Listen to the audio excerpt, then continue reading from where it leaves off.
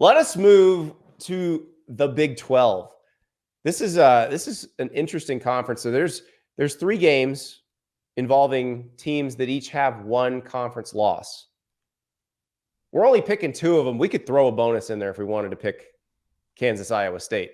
But we'll start with Kansas State going to Texas, because this is the one, Dan, after Kansas State put Avery Johnson in and he scored 5 touchdowns against Texas Tech, I was like, hold up.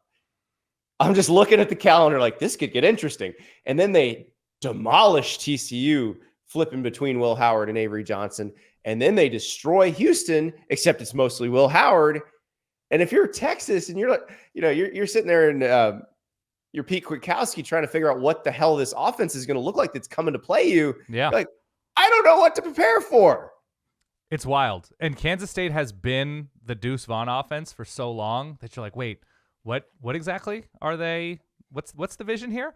And from day one, I've sort of thought of Avery Johnson as like a folk hero in waiting for Kansas State. Just how confident. The hair alone. The hair is great. The confidence out of nowhere is great. He takes care of the ball. He runs super well. And Will Howard has been a little bit sloppy with the interceptions. Obviously, the Oklahoma State game was a low point this year. They've been nails since.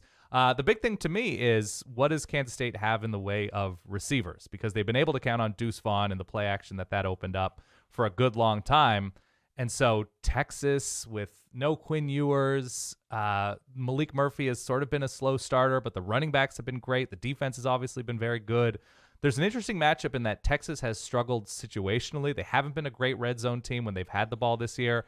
And Kansas State gets off the field. They've been very good on third down. They've been good in the red zone. And so even if they don't have the pop on offense, I think they can be limiting enough that they can cover this spread.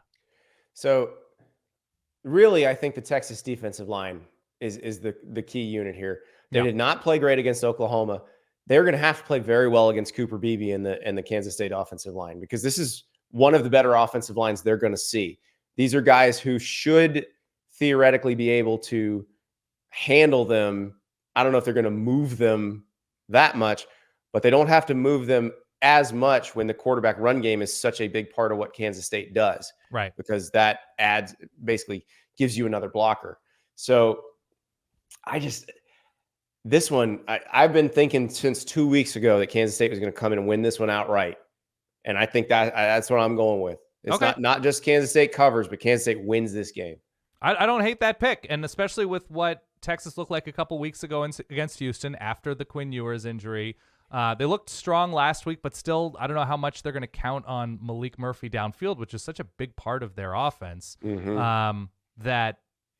Are they going to be sort of giving themselves their own restrictor plate offensively just to keep Malik Murphy comfortable, make sure he doesn't make too many mistakes?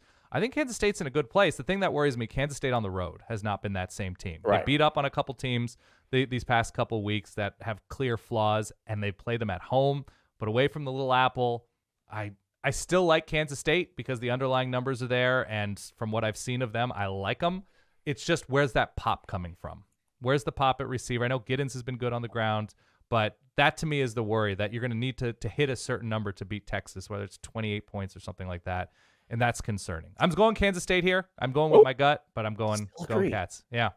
I promise we'll disagree on at least one of these. Yeah. Thank you so much for watching. Just a reminder, subscribe to this channel right here so you never miss an episode of Andy Staples On 3.